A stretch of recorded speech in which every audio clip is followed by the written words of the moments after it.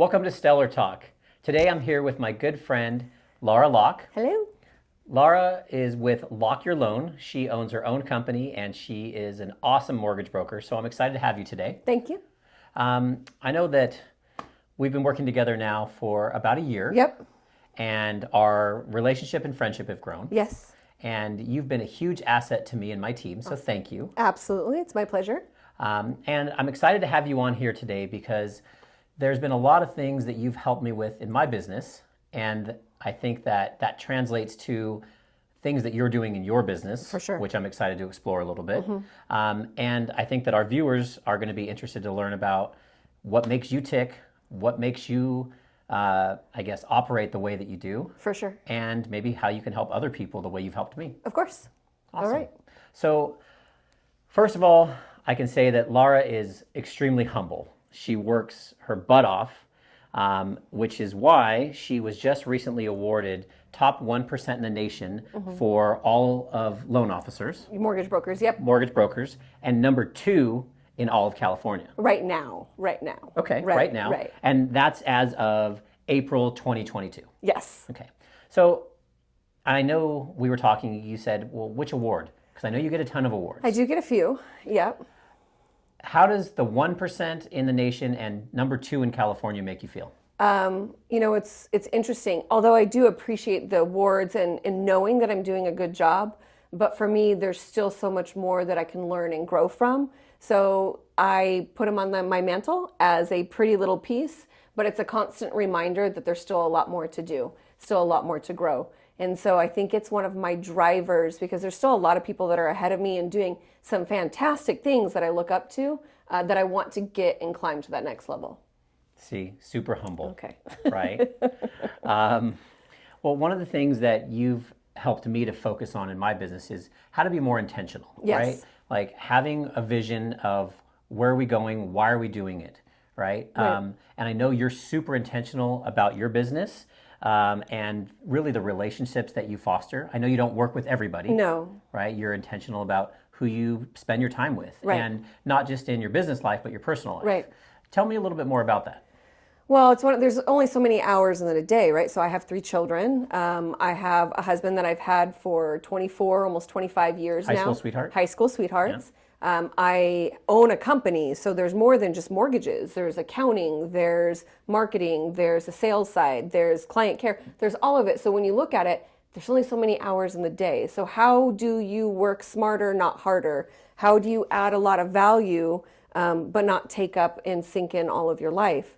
And so it started with me just writing that problem down and realizing it really had to come with time blocking and it had to come with aligning with the right people that had some of the right work ethic and philosophies that I do. Because in this industry, there's a lot of burnout, right? Like you can Yeah. work super hard, make Yes. lots of money, do all these things, but the balance of life is like what you're paying for it some way. For sure. And I've learned those lessons as well, where I've worked 100 hours a week consistently, and sometimes you just have to do that still. Right. But I realized that after so long, you have to work a lot smarter with your time, especially if you're going to have any sort of life whatsoever. So you and I talk a lot about that balance. I know you vacation, not like crazy, right? But like you're a planner. Yep. So you plan out your Yeah. vacations for the whole year. I do. And you make certain days for your family. I do. Wednesdays, Adventure Wednesdays. Yes. Yeah. And do you feel like by having that kind of schedule dialed out, you are more organized? I mean, what's the plan? Because and the reason I ask, right, is because I'm always like, I want to take a trip or I want to go on vacation, and it's like, let's book it, and it's 2 months away type thing, right? Right. But like with you, you're planning out the whole year. Yeah, so I realized that when you look at your year and you're like, okay, I want to do this. I want to go to Hawaii. I want to go to Disney World. I want to do this, that, and the other. If you don't actually plan it, you're going to maybe accomplish 1 or 2 of those things. Right. So I started realizing that, okay, what's the most bang for my buck? I'm going to start planning. I'm going to spend a day and plan XYZ number of vacations for the quarter. And then on the way home from one of the vacations, I'm going to plan the next quarter and the next quarter. And so it just started rolling that way. Now, my kids have coined me No Chill Mom, No Chill Lara, that they call me because I'm always kind of moving and pushing. Right. But we don't have to follow the exact plan. And sometimes we veer off of it. But the plan is quality time together. So when you talk about veering off the plan, how does that translate to your business as well? Because again, you're very focused. So Yes. how much veering would you say is done? That's a great question, especially right now in this market. You know, I do business planning about September, October for the next year, so I can hit the ground running really quickly. And I had a great plan for this next year, but with inflation, with what happened with that, and with the whole Ukraine, Russia, and gas prices and all that, I took that plan and kind of threw it up in the air. And so, yes, you have to have a plan. You have to be very systematic about it, but you have to understand that the world is so fluid and the market changes so quickly that you have to just go with it sometimes. Right. And so if you walk into my office right now, it's lined with sticky notes, how to stay on top of it, what to do next, how we're changing, how we're shifting. And so I ruminate and obsess about the business and how to move it and change things quickly. And the sticky notes are nice because if something changes, you just pull that one off and plug a new one in? So yes, they're in psychology, and I can't remember the name of the term, but if you have a problem, you write it down. And when you write it down, then you can start storyboarding the solutions. And to be quite honest, what I think a lot of people don't give a lot of credit to is I spend an hour to 2 hour days a day researching. I'm reading, whether it's books, I'm reading the market, I'm reading or listening to real estate podcasts. I'm listening to... Sharpening your skills. Sharpening my skills. It's truly an hour to 2 hours a day. Right. And you time block that? Yes. You do. So it's not just like in the middle of the day. No, it's usually part of either my morning routine, and sometimes also after the kids go to sleep, I'll sit there and I'll just spend time on it. I have a notebook. I also use Evernote, a little app to take notes on. So I have writing tools around me consistently. Well, again, one of the things that I've noticed when you come in and present to my team you're always very prepared. Yep. I think you said on the last presentation you came in and did with the team, you spent 20 hours. Yeah, it was a very intensive, economically driven, how do I make sure that everybody understands the words that I'm saying. Right. So there was a lot of data that I pulled from it. And it helps to have an awesome team. I have an awesome team that keeps me organized as well. Right. Yeah. So Lara's helping me build out my systems a little bit better, or maybe a lot better. And her organization and her team, her organization skills, I should say, and her team have been really instrumental in helping me see where the vision is going. Mm-hmm. So Thank you for that. Absolutely. Absolutely. So one other thing I want to talk to you about is coaching. Yep. Right? Huge on coaching. You're huge on coaching. You're involved with a program called The Core. Yep. And The Core is something that you've been in now how many years? 4 years. Okay. Talk to me about how not only you are being coached, you're now one of their coaches. Yes. And how has that changed your life? So I actually never thought, I had an agent friend and he was big on coaching. Any coaching he could get, he would try. And he was like, Lara, try this. It's real estate, it's lender, we should do it together. And I'm like, no, I don't need it. 2 weeks of him badgering me about this. 2 weeks, mind you. Till finally I gave in. I'll give him his persistent one out on the sale. I gave in and I did it with him. I walked into it not knowing what to expect. There's different levels. At this time, this level was a webinar. And so you had to really self-motivate and really dive into it. And so I'm the type of person, when I find something, I'm going to dive in full force to it. And I did, and I doubled my business within that year, just in the first level of it. And then you get to the higher accountability and the mastermind of some of the top agents and loan officers across the nation. And then you realize it just keeps on going and flowing, and you just keep on scaling. It's a really cool thing. I believe vehemently that everybody who's very serious should spend the money to be coached and mentored. It's called the bigger pile theory. You always need to be listening and being mentored by somebody that does more, makes more, saves more than you. You know, it's funny you say that, because when I was with my old brokerage, I was the top person there. Mm-hmm. And while it felt great, you're the top person, mm-hmm. there was no one I was chasing. Nope. Right? And that's when I actually got involved with coaching. Mm-hmm. That's when I got involved with more masterminds and things like that. Yep. And I went from kind of going like this to it scales up quickly.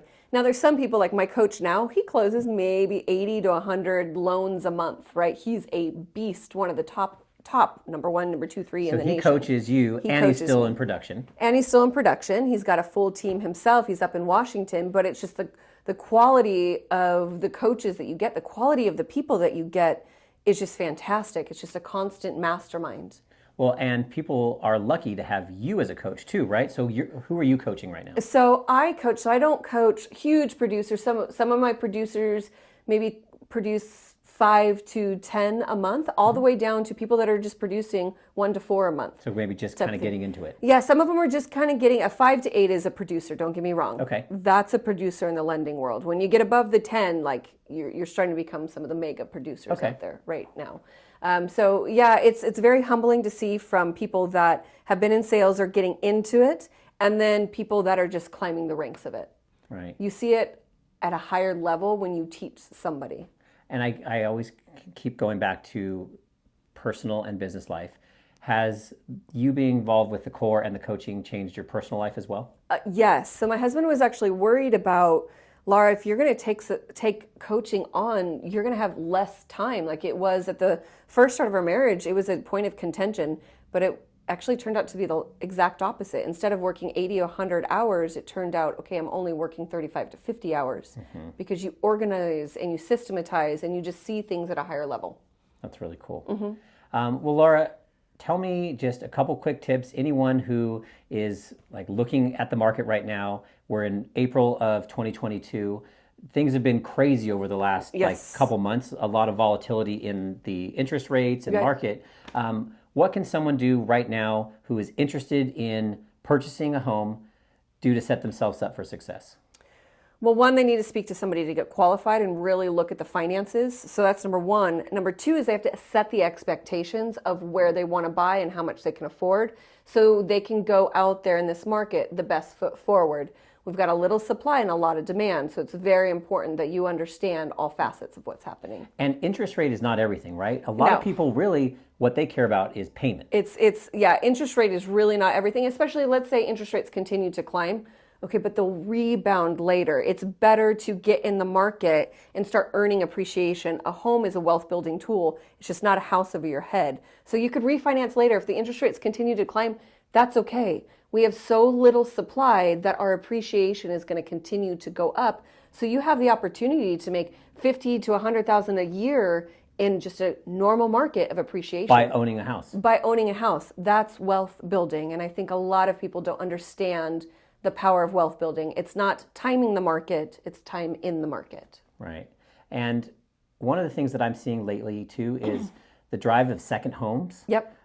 Now that we're in this kind of weird time, a lot of people aren't buying the second homes like they were the last 2 years. Yeah, so in the last 2 years, that was really propelled by COVID. I can work anywhere. You know, I could work in the mountains and the ocean because I'm all digital. Well, a lot of the U.S. has gotten away from all digital and come back to the brick and mortar. So yes, second homes have slowed down a little bit, but you know what's really big right now is investment properties.